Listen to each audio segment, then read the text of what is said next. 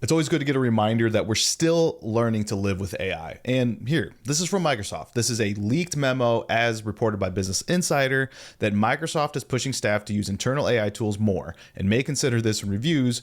Using AI is no longer optional. Now, I work in consulting big enterprise companies across all industries, and the one common denominator that I've personally seen is that the employees themselves have not been hesitant to use AI. But if the tool sucks, they don't want to use it. Maybe that someone up the chain expected 50% adoption of some sort of tool, like, with all due respect, Microsoft Copilot Studio, and they're seeing 15 to 20% adoption. What's going on here? Is it because people are frightened of AI, or is it because they're not finding value in that specific tool? Not saying it's Microsoft Copilot Studio, it's just because that's what I would assume Microsoft's using. And it always comes down to this for me. And Mark Cuban on Shark Tank or some interview at one point said that when he's evaluating whether or not to hire an employee or invest in a product, it needs to reduce stress, not create it. It's as simple as that. So for an AI tool, for example, or any sort of automation tool or just tools in general, is it creating a less stressful work environment? I think some folks are finding that they're getting these tools and putting them out there, and it's actually causing the opposite. People don't know how to use it. It's not giving the experience that they expected, and so they don't want to use it. And then you think, oh, they just don't want to use AI. Again, I don't think that's the case, but it's got to be within, and this is just a template that, I pulled off, but fundamentally it's how I approach the problem. What's your current state of your business process? That is a key thing to understand. And what are you looking to improve? What are you looking to reduce? Is there friction in it? Are there just specific issues that you deal with day to day? Are you increasing output, or are you optimizing something? And that's where we go to future state. And again, I don't care if the tool has AI, Gen AI embedded into it, as long as it's getting you from current to your ideal future state. And it just so happens that machine learning, deep learning, generative AI, that does help in a lot of ways if it's the right tool. And I love this Stanford research paper that was published as of a couple weeks ago. Future of Work with AI Agents, Auditing Automation and Augmentation Potential Across the U.S. Workforce. Where are people actually seeing value? Where are they seeing that AI is just taking off, or automation in some aspects? And if you scroll down, 4 sets of findings. Domain workers want automation for low value and repetitive tasks. This is reducing stress. That's what it always goes back to. We visualize the desired capability landscape of AI agents at work and find critical mismatches. So people, or someone up the chain, enterprises, are buying solutions that people just don't want or need within their day-to-day. There's different 4 categories we'll briefly go over.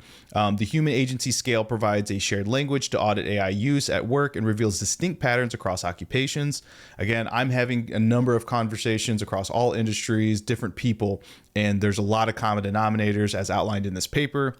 And key human skills are shifting from information processing to interpersonal competence. That's also a good one. I'm going to go ahead and jump down. This is a fascinating paper to read, but there's actually one page that really captures the essence of this. And if I blow this up, this is where we're looking at. So we've got the automation green light zone.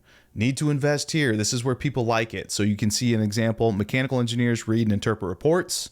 That is a great one. Single pane of glass, aggregation of information, summarization, get information in the hands of the experts as quickly and as efficient as possible. Tax preparers schedule appointments with clients. That is a menial task that AI is great at. Quality control system managers check regularly reported quality control on data. And then you've got here where people actually want it, but actually needs more research and development. Video game designers, an example. Technical writers range for distribution of material. Computer scientists approve, prepare, monitor, and adjust operational budgets. Right here. This is where we start getting into a bit of issue. Potentially enterprises are buying tools that are down in here. They are trying to say you need to use AI, but it's just not necessary or wanted. Computer network support specialists, research hardware or software products, court municipal clerks prepare meeting agendas. And this is, again, the different categories. So the green light zone, task with both high automation desire and high capability. prime candidates for AI agent deployment with potential for broad productivity and societal gains. So the right tool for the right job within this category. That's where people are seeing the highest traction of where AI gives the best benefit and people want to adopt it. It's providing benefit and people want to adopt it. To me, it doesn't take a genius to understand why that is. Automation red light zone. Tasks with high capability but low desire. Deployments here warrants caution as it may force worker resistance or pose broader negative societal impacts. People don't want it, so don't force it on them. They're people, right? Like if this is where Microsoft is focused and they're forcing their employees and they're driving down employee satisfaction, that is a potential issue.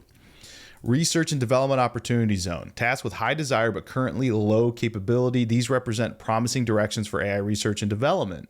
So that's where potentially a Microsoft should be focused in.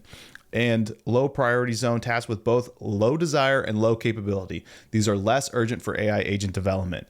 And what's also amazing in this paper, I believe it may actually even say here, average number of Y Combinator. Okay.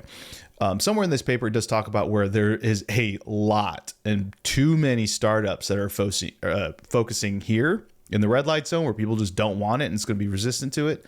And here, the low priority zone where people aren't even looking to do that. And what were the examples up here? Art directors for layouts to clients, media technical managers observe pictures through monitors, ticket agents. That is where, unfortunately, people are wrongly spending their money. So if we go back here, and I'm just pull up this Reddit article because I don't have a Business Insider subscription. Microsoft is evaluating some employees on AI and some leaders are considering formal metrics. AI is no longer optional. They're forcing it on them. GitHub Copilot faces increased competition. Cursor, I personally am a Windsurf user because to me, at least in my experience, it is a better tool. I use Glean instead of Microsoft Copilot Studio because, again, I think it is a better tool. I'm not resistant to the idea of artificial intelligence. I myself, hands-on keyboard, developing solutions. It's just the tool needs to match my process and, most importantly, above all else, reduce my stress, not create it.